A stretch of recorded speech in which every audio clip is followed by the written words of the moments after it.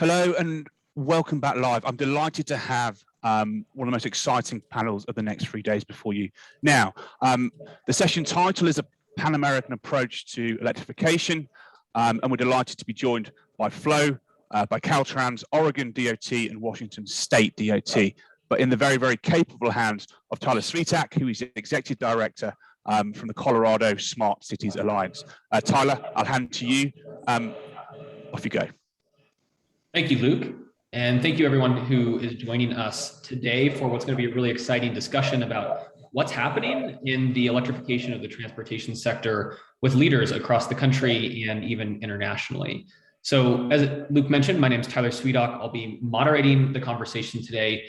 I run an organization called the Colorado Smart Cities Alliance. We're a nonprofit that partners government with industry to deploy new technologies, and have the pleasure of working on many electrification initiatives here in Colorado. But we're not going to talk about Colorado today. We're going to talk about many other regions of the country. And here with us, we have a number of experts. Roger Miller, who's the Secretary for Transportation at the Washington State DOT. We have Amanda Peets, the Administrator for Policy, Data, and Analysis for the Oregon Department of Transportation. We have Toks, the Executive Director of Caltrans. And we have Louis Tremblay, the Chief Executive Officer at Flow. So we're going to have both a public and a private sector perspective to our discussion today. And so to get started and to dive in, I'm going to ask each of the panelists to introduce themselves, their organization, and what they're doing to advance electrification in their region or in their company. And we're going to start with Secretary Miller with Washington State. Thank you. Good morning from the West Coast. I'm Roger Miller, Secretary of Watchdog. Wanted to give you an overview of what's happening at our agency and in Washington State. We're fortunate in Washington State that there's a high degree of support for addressing climate change at our state's executive level. Governor Jay Inslee has made decarbonization one of his priorities. We've established a clean fuel standard. We've developed a cap and trade policy. We're reducing emissions through electrification, and we're educating consumers.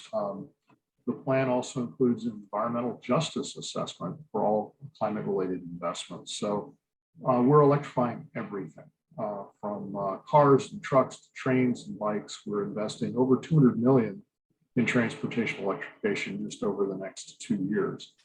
Something that's a little unique to Washington State that I'll dive a little deeper into is the electrification of Washington State ferries. This is the largest ferry system in North America, it's second largest in the world, and the largest consumer of diesel fuel in Washington State. We generate 220,000 metric tons of greenhouse gas emissions each year.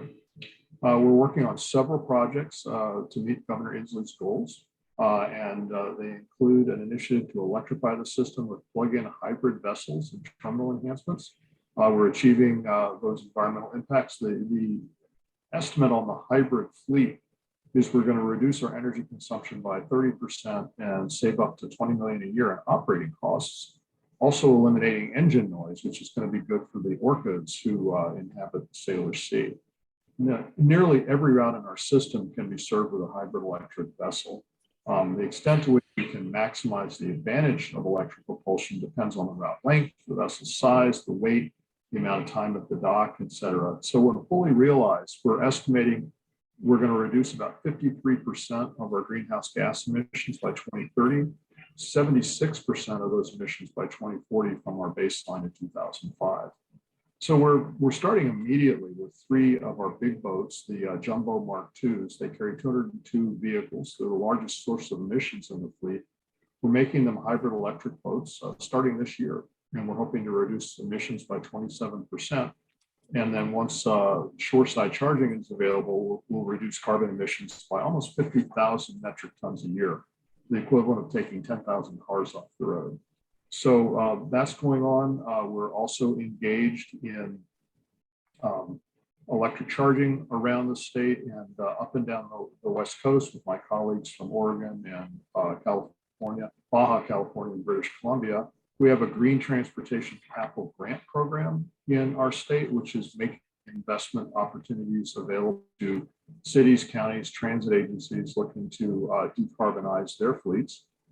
We've exceeded the governor's EV goal. He wanted 50,000 electric vehicles on the highways of Washington State by 2020. We're well over 63,000 and rising. We're also working to electrify trucks and decarbonize freight. And we're more and more getting into e-bikes as a solution. So that gives you a sense of where we're at. I'm looking forward to hearing from my partners and engaging in the conversation. Thanks. Thank you, Secretary. As I hope everyone notices, that these aren't the DOTs of the 20th century. There's a lot going on in this space, and eager to hear what Amanda Peets, the administrator at Oregon DOT, has to say about what's happening in Oregon. Great, thank you, Tyler. Well, pleasure to be here with you from the West Coast this morning. From Oregon DOT's perspective, transportation electrification is not just an initiative, it's really core to the work that we do, and it's one of our top priorities. We really see it as essential to addressing the climate crisis. So I like to use the analogy, like any recovery program, the first step is recognizing you have a problem. Guilty, we are the problem. Transportation is the highest polluting sector. It accounts for nearly 40% of all emissions.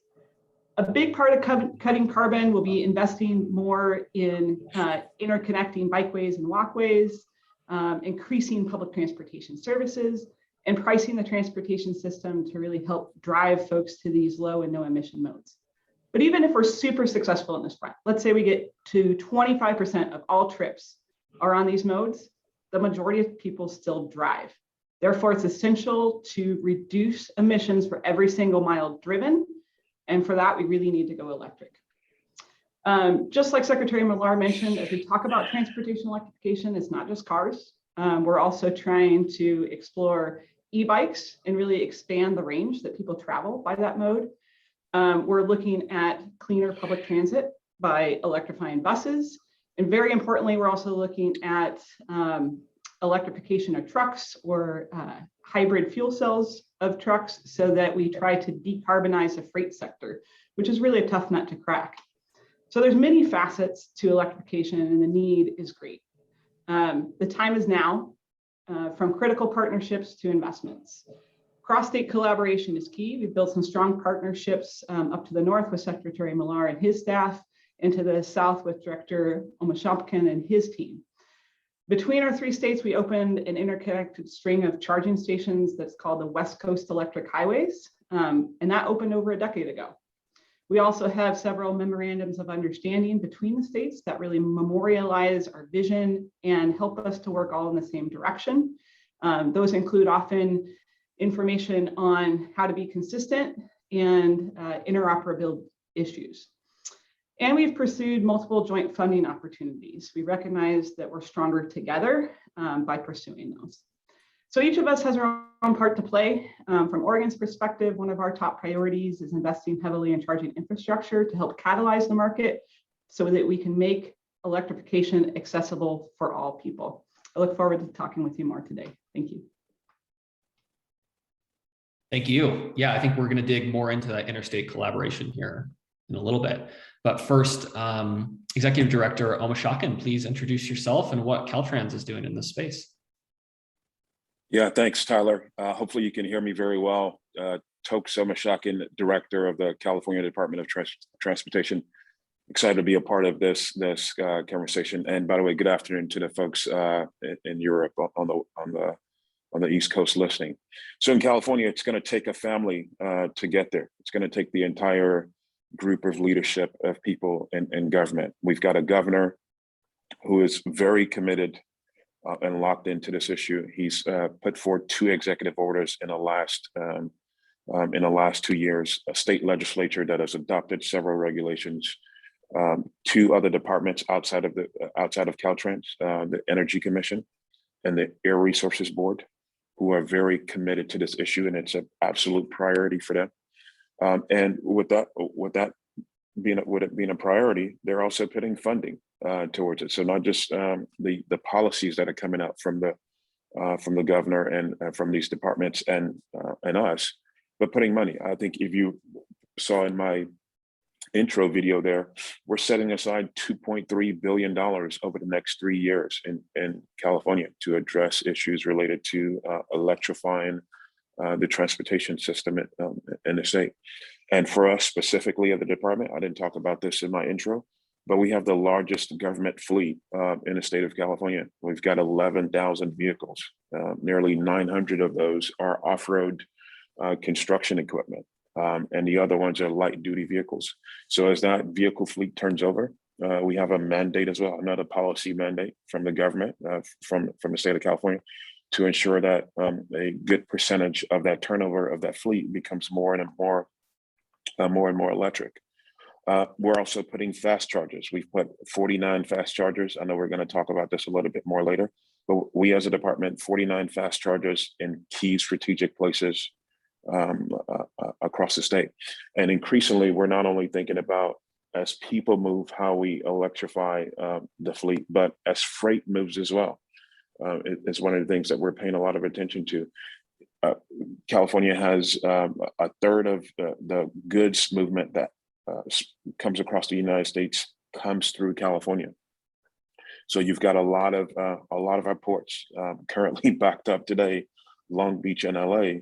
But as the merchandise, as the goods on those ports, as they start to disperse across the country, we're going to see a lot of truck traffic, that truck volume that pick up across our state. And so we want to see at some point those trucks become more electric, and we want to play our part as the State Department of Transportation to help support that transition of freight as well, to become more electric. So we have a mission statement that says we want a safe and reliable transportation that respects and serves people and respects the environment. We want to truly live that. And we've got three foundational principles: equity, safety, and climate action from our department that we're holding ourselves true to every day to get there. Thank you very much. Sure. And then finally, we're going to hear more from the private sector and Louis Tremblay about Flow and what they're doing in the space. Thanks, Tyler. Thanks to my fellow panelists as well. It's a great pleasure to be with you today, whether on the West, the East Coast, or in Europe. And I want to thank Reuters for the invitation. Thank you so much. We just heard from leaders of transportation departments about what they do to advance electrification, and I find it quite appropriate that on the same panel you also get a chance to hear from a private company like us, like Flow, because so much of what we do involves collaborating closely and successfully with governments. So let me start by telling you a little more who we are. We like to describe ourselves as a vertically integrated EV charging company. By that, we mean that we do everything from charger design and manufacturing to software development, and most importantly, network operating. Our offering covers all key market segments, from residential, workplace, fleet, commercial, and public charging, both from level 2 and level 3 fast charging. In total, we have deployed more than 50,000 charging stations, and that number just gets bigger and bigger every month. Our Flow network is present across Canada, where the company was created. We are also present in the US, and most notably in Los Angeles and New York City, where we have installed hundreds of curbside chargers on the curb in the past couple of years. Advancing electrification has been at the core of our mission since our company was created in 2009. Back then, our main insight was that the charging experience was going to play a critical role in enabling the transition to electric mobility. People switching to EVs need to have access to chargers when and where they need them. This was true in 2009 and remains true today. But just as important, not only do drivers need access to charging station, they need to have a positive experience using that new technology. If you can provide users with a positive experience, you'll win more advocates and promoters of EVs. Leave someone stranded, unable to charge, and you'll earn a vocal detractor that will slow down the transition. That's the reason why delivering the best possible charging experience is our team obsession, because our success at delivering a great charging experience is precisely how we can best do our part to accelerate EV adoption. Concretely, what does that mean? First, it is an emphasis on quality and reliability. A charging station is the embodiment of a promise, whether you see it on the street or on the screen of your mobile app while planning a trip. To the eyes of an EV driver, a charging station is the promise that they will be able to get the energy required for the rest of their journey. As a network operator, we need to do everything we can to fulfill that promise. We install stations that are connected to our network. We monitor them and we ensure swift and preventive repairs when needed.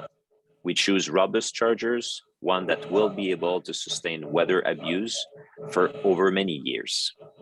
And this is how the station added to the overall charging infrastructure can accomplish their dual mission of providing energy to EVs and of convincing more people to drive electric. Second thing we do at Flow is working to make things more convenient for EV drivers.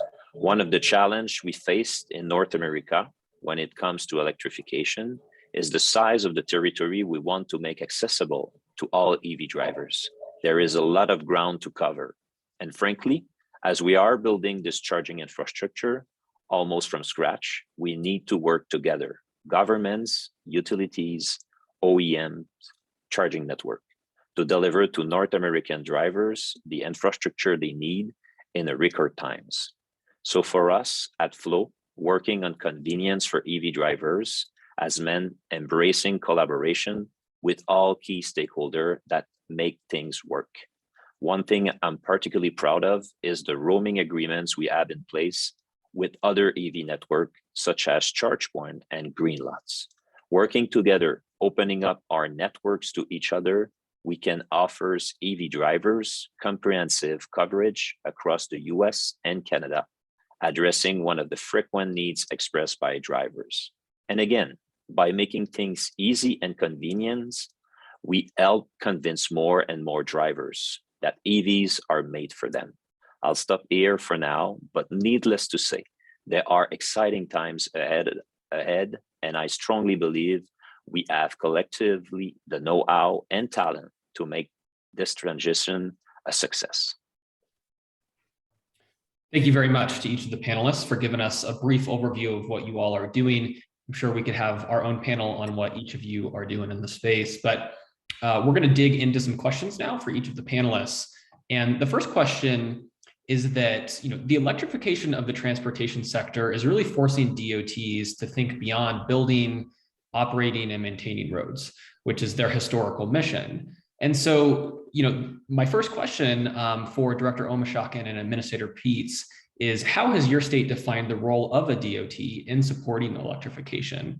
And what does that look like in terms of real world action? And we'll start with you, Director Omishakin.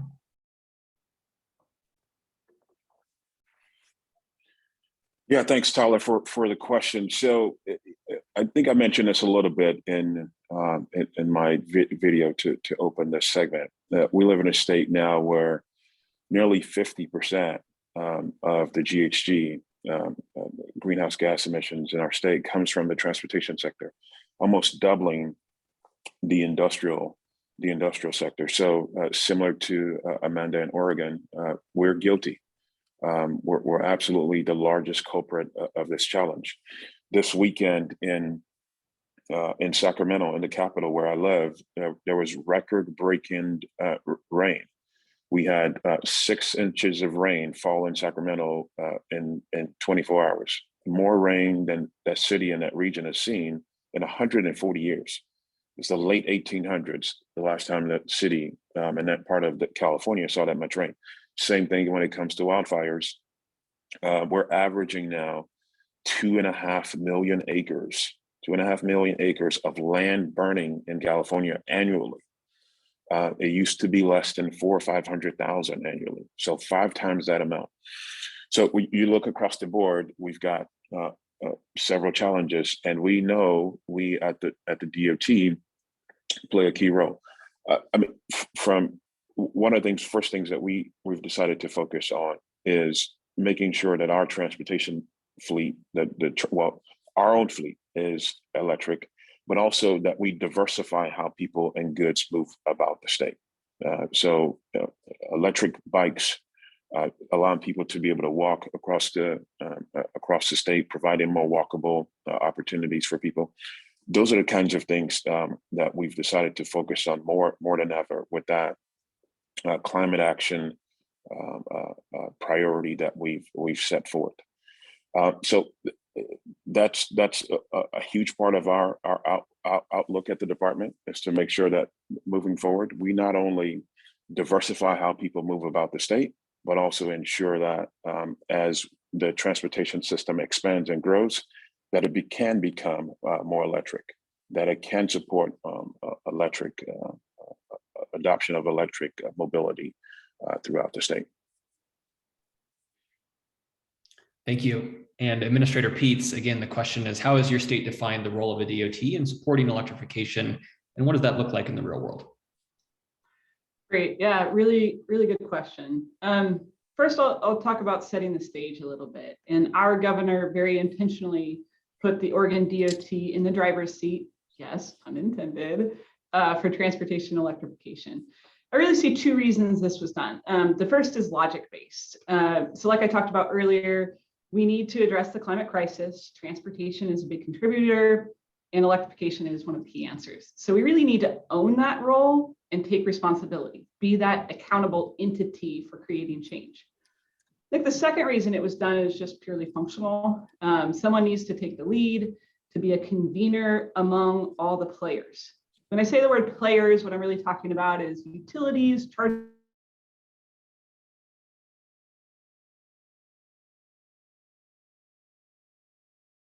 When we were given this role, is to really scan the horizon and map out all the electrification efforts that were going on in our state.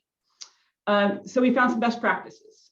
We found that there's other state agencies and the legislature have done a really good job setting up some rebate programs and incentives for purchasing electric vehicles, particularly for low-income individuals.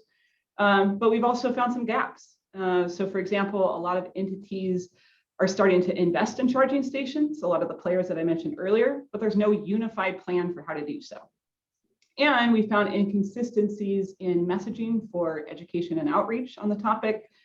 And really the public had no place that was a central repository to go for information. So between these and some of our other identified gaps and opportunities, we really started to carve out what is our role, what are the things we should be focusing on. So some of those actions, we're starting to collaborate with public, private, nonprofit stakeholders and create a central hub for education, awareness, and outreach. So basically a website, a single one-stop shop for all the information where people know where to go. We're starting to provide technical assistance to local jurisdictions so that our cities and counties know how to plan for and install electric vehicle charging. And like I mentioned earlier, there's no statewide plan. So what we did is started to do the foundational work for that. We identified statewide public charging needs. So in Oregon, we have a goal to only sell for 90% of all new vehicle sales to be electric by 2035. So then we looked at how many chargers would we need to have to make that happen. And then that's really led to a deployment strategy that we're working on now to show the exact location, our priorities for those investments. And it's not just for the DOT, it's really for all those players I mentioned earlier to follow so that we have one kind of sheet of music that we're operating from. And we've set up new investment programs to help fill gaps left by others. So namely, we're really looking at investing in areas where demand does not pencil out, meaning it's not profitable to put a charging station in because there's not enough people around that have the electric vehicles, and therefore you're not going to reach your break-even point. So what we're doing is we're adding in money, basically incentives, to make those investments, in particular in rural areas, in low-income areas, and in Black, Indigenous, and people of color communities. So that's kind of our niche that we've really gone into. So we really see ourselves as not only the convener across entities, but helping to provide a foundation for information and direction, focusing on EV charging installation. And we really see that need to catalyze the market. We want to gain that consumer confidence that charging is out there, especially along the destinations that people travel to. And therefore, they'll have more confidence then to purchase EVs because they see that as a viable mode of travel. Wonderful. Thank you so much. The next question has to do with getting to the next phase, right? Charging stations are not necessarily new anymore, and it's really a matter of scale. And so I want to ask Secretary Millar and Louis Tremblay, what are the biggest barriers to scaling charging infrastructure to meet future demand and fill existing gaps beyond the low-hanging fruit we may have already filled? And we'll start with Secretary Millar. Well, thank you. It's a great question. With the forecast mass adoption of electric vehicles over the next 10 years, the charging infrastructure is going to need to keep. We've been at it for a quarter century, but we're going to have to step up our game. We need charging for all types of electric vehicles: bicycles, motorcycles, cars, delivery trucks, semi-trucks, buses, ferry vessels, trains. We're testing electric planes here in Washington State, port equipment, you name it. And we need all types of charging. The majority charging, at least in the automobile fleet, is going to be home charging. But what do we do for those without garages in multifamily housing and other situations? We need workplace charging, we need public charging, and we need charging along our highway corridors. And one agency is not going to do it alone. It really needs to be a public-private partnership. So I'm glad that Louis is here to talk about the private side of this. But we are working together, local, state, and federal government, through the DOTs and our energy offices, and in Washington State as ecology. I'm sure it's different in Oregon and California. We're working with electric utilities. We're working with vehicle manufacturers. We're working with charging equipment manufacturers. We're identifying retail host sites. We, as the Washington State DOT, do not provide gasoline and diesel charging facilities. The private sector does that, and we really do see, as the market pivots, that it's going to be that retail host site that's going to be critical. And we're also working with the drivers and associations and the like. So it's a collaborative effort, and we look forward to seeing how it plays out. Thank you, Mr. Tremblay. Yes, and I'm gonna repeat some of what Roger just mentioned, and Amanda as well. But this is a really important question. I think an important challenge will be to find the right ways to channel the public investment towards projects that will deliver equitable and comprehensive coverage. And honestly, that's easier said than done. You don't want EV adoption to either be concentrated in urban and suburban communities and see rural areas being left out. Likewise, you don't want EV ownership to be possible only for people owning a private parking space. That's why you want to give importance to the notions of comprehensive coverage and equity when making investments in the public charging infrastructure, particularly the public ones. Right now, a challenge with the installation of charging station is that the cost upfront can be significant, particularly for a quality product that will be durable over a long time. Yet, the collective benefits of a charging network that answer the needs of EV drivers from all regions and all demographics are significant. It's not just always possible to capture them looking at the economics of a specific charging station.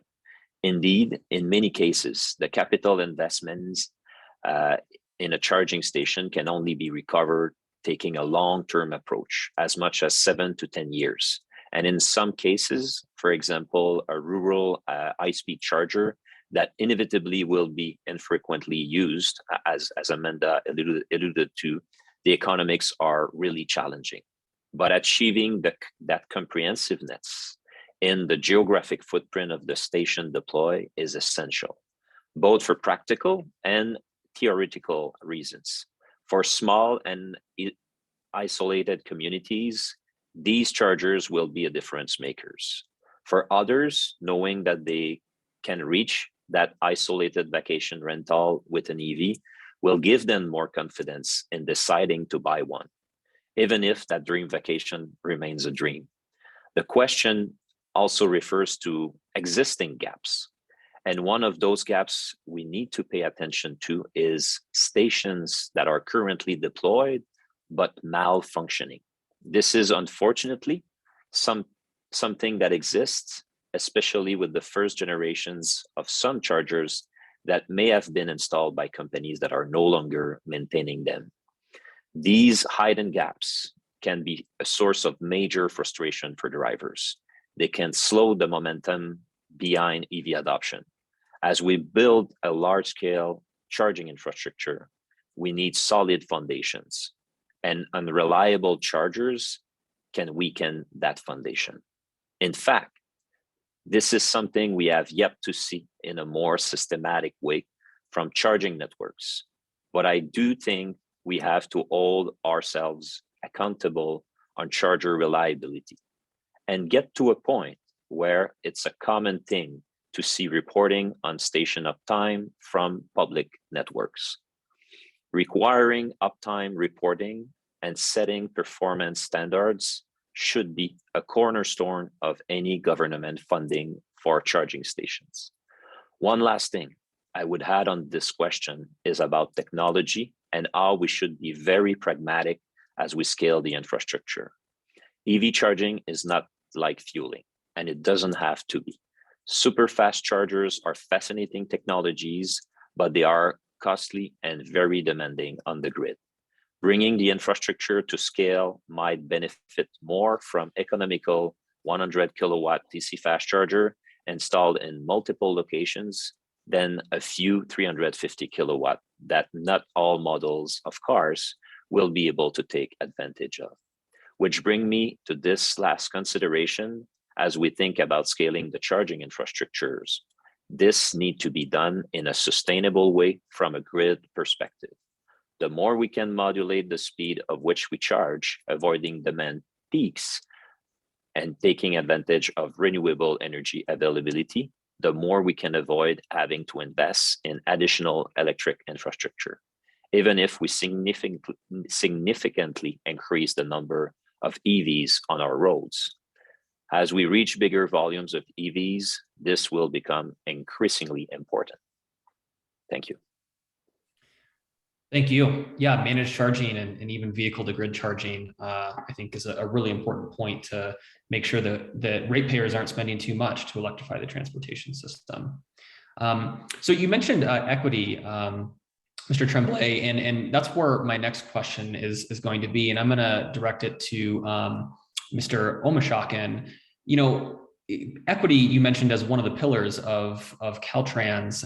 And so how can we make sure that as we do scale our charging infrastructure, we do it in the most equitable and sustainable way possible, whereby all Americans, whether they have access to private parking or home charging, or they live in a multi-unit dwelling, has access to EV ownership? Yeah, thanks again, Tyler, for this question. So this particular part of this discussion, I think, is the most important to any future successful growth that we're going to have in this space. What we do as it relates to helping underserved communities adapt and start to utilize electric vehicles. Number one thing I'll start with is the fact that we still have federal regulations in America, across the country, that prohibit charging, commercial charging, from occurring along interstates right-of-ways. Some of those interstate right-of-ways go through communities that could very much be using electric vehicles and have charging to support the fast charging or level 1 or level 2 charging to support them making that transition to electric vehicles. So that's one of the first things that needs to change. We've got a bit of an outdated law in the country that's prohibiting commercializing charging across the country. But in California specifically, when you go getting beyond the federal issue, we've done more than any other state in the country. Again, we've sold more than 900,000 electric vehicles in the state. 700,000, nearly 700,000 of those have stayed in the state. But part of that growth has been because $1 billion was set aside over a 10-year period to support that transition. So a lot of incentives have gone to communities, have gone to people rather, to support that transition, that $1 billion over 10 years. But when you break down that $1 billion over 10 years, more than 80% of those incentives have gone to middle class to upper middle class families or individuals to make that transition. So the people who actually need incentives, who need rebates, are not the ones actually getting it. That needs to be almost flipped on its head. That 80% going to middle class and upper income, that money needs to start going to lower income to middle income families to help them make that transition as they're moving as they're transitioning vehicles. So that's going to have to be one of the targets, and much credit to, again, to the leadership in California, the government here. They recognize that. Specific funding has now been set aside to target underserved and minority communities in the state. And the Clean Vehicle Rebate Program, that program that's $1 billion over 10 years, so $100 million a year. It's now $170 million a year. And again, there's going to be a lot of attention paid to make sure that more of that money for incentives to purchase electric vehicles actually goes to the families that need it. And part B of that, not only the purchasing of the vehicles, but part B is the charging. And we almost have to do the same thing. So across California now, there are roughly 40,000 chargers across the state. But if you pinpoint and map where those chargers are, whether it be a fast charging, whether it be public, whether it be private, you would notice that, and we're working, still pulling this data together, but you would notice that a lot of the charges that exist across the state are not necessarily in middle income to lower income areas. Again, that has to change. The incentives for purchasing the vehicles has to change.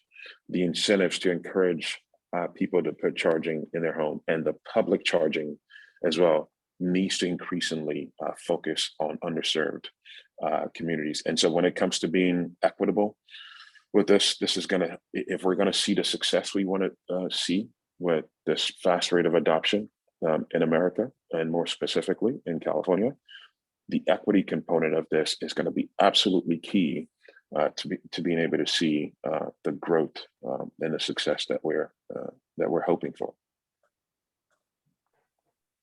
Thank you very much. And with about 3 minutes left, I'm going to transition to our last question. And that has to do with how multifaceted electrifying the transportation sector is, right? The need to include private sector participation, fleet owners, automakers, charging providers, and even interstate collaboration. And so can you speak to the cross-sector collaboration that's required and how you're approaching that in your states? And we're going to start first with Administrator Peets, and then hopefully end with Secretary Millar. Yeah, thank you. So like I mentioned earlier, there's a lot of players in the space, and I think finding each of our roles and then how we work collaboratively together. We talked a little bit about some of the cross-state collaboration earlier, but maybe to pinpoint in on the public-private side. What I would say is, simply put, the private sector is good at things we are not. So as you mentioned earlier in one of your questions, DOTs are good at building roads, maintaining those and multimodal facilities, but we haven't really played in the refueling sphere, nor should we necessarily. And while we deal with technology like intelligent transportation systems and things like that, it's hard for us. The pace of changes is fast, and it's hard for us to pivot because we're really large organizations. And so we really rely on the private sector, which is much more agile, to make some of those pivots and some of those key relationships with our utility partners that make those initial investments, that get things kind of ready and plumbed and wired so that we can build these things out. Kind of going back to the private side, public-private partnerships, we learned pretty early on from our West Coast Electric Highways that we don't want to own the electric charging systems. I think that's not really the role, at least our state wants to play in this. Our tactic is more around grants and rebates, making investments, but really keeping our distance at the same time. And as Director Omashakin talked about, we really are looking for that equitable access and kind of how we play in that space where others like utilities or private charging companies are playing in a slightly different way. So I think just finding that kind of relationship between private sector, public sector, nonprofits, utilities, and what those collaborative partnerships look like. And Secretary Millar, anything to add there from Washington's perspective to wrap things up? From Washington's perspective, again, it is a public-private partnership, but I think we have to look beyond cars to think of the entirety of the transportation system. When we talk about equity in particular, communities of color in the Seattle area are impacted by drayage, by truck traffic at our ports, and decarbonizing that space is going to do a lot more for their health than providing them access to electric charging for cars. Investing in public transportation, investing in electric bikes and the like, all of that needs to be part of this conversation. Thank you. And just lastly, any closing comments, Louis, on any of the topics we talked about or anything that we didn't? No, I'm pretty in agreement with everyone on the equity side. I think, as Toks mentioned, we shift towards, as the upfront cost of EV was a challenge, it won't be a challenge in the future, and we need to plan for that, making sure that charging won't be the new problems when the price of cars will be there. And obviously, as the emergency of the climate change, we all need to work in collaboration to make this happen. And I see it. Our private company work with government, utility, OEMs, other charging networks. So I think it's we all in agreement, and there's a lot in front of us, but I'm pretty confident. Well, thank you so much for everyone's time and expertise today. I think we all learned a lot about what's happening, and I'll turn it over to Luke to tell you what all's next. Super. Thank you, Tyler, and thank you to the group. Listening into that, I think there's been a lot of challenges and a lot of collaboration between all three states there, which they're a great example to the rest of the US and further afield on what they're doing and pushing the envelope. So, kudos from us. And also with Louis, I think actually you're coming into this from a really brilliant angle and helping knock down some of these obstacles. So I think this conversation is not going away. It's becoming more and more prevalent, so please keep talking. A big thank you to the panel. We're going to take a short break now for about 5-10 minutes, and when we come back, we'll hear from the CEO at Amply Power, and we'll be talking more around electrification, but in fleets in particular. So thanks again.